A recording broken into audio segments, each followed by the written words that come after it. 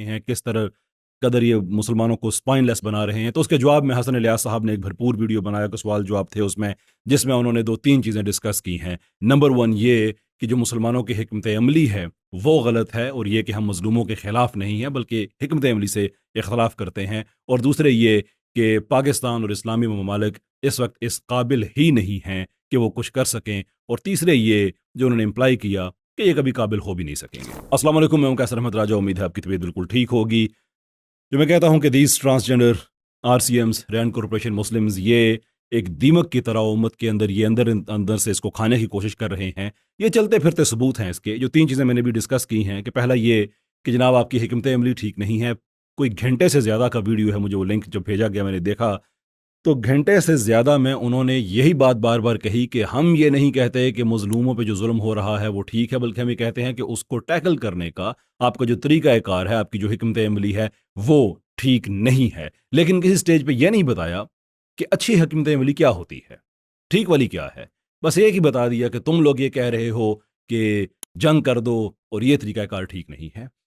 मबाहिस की दुनिया में मुख्तलिफ मगालतें होते हैं, फैलसीज़ होती हैं। उनमें से एक है जिसे कहा जाता है the straw man fallacy. Straw man fallacy ये होती है कि आप किसी के आर्गूमेंट को ऐसे तरोड़ मरोड़ के पेश करें कि उससे हकीकत ख़त्म हो जाए, और जो एक जाली बयानिया सामने आए उसको आप गलत साबित करना शुरू कर दें।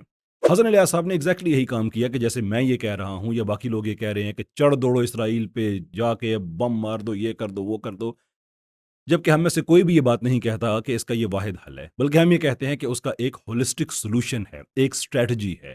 उस स्ट्रेटजी में सबसे पहला काम है वो ये है कि मुसलमानों को अब अपने पांव पे खुद खड़ा होना पड़ेगा। This is what something he needs to understand.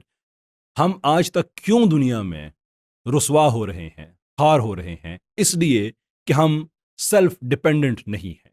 सकूत Dhaka हुआ क्यों, वो इंतज़ार हो रहा है अमेरिका का। ये अरब मुल्कों ने जो जंग लड़ी इसराइल से हार गए, क्यों?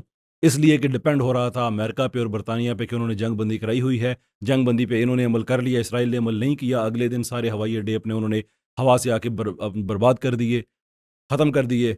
वो जंग भी हार गए। क्यों? अगेन डिपेंडेंसी उस तरफ थी। तो अब मुसलमानों को अकल करनी चाहिए कि ये तरीक़ाकार ठीक नहीं है।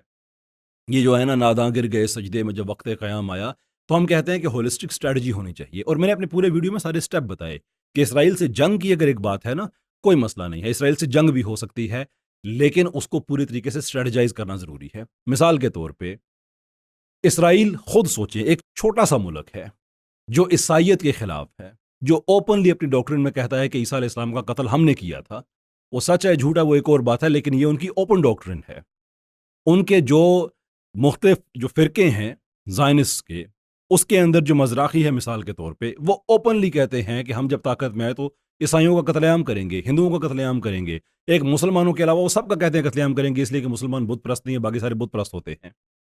तो हमारे मज़हब के मुताबिक, लेकिन इतनी ज़्यादा मुखालफत करने के बावजूद वो कैसे यूरोप के ईसाई मुल्कों से मदद ले रहे हैं?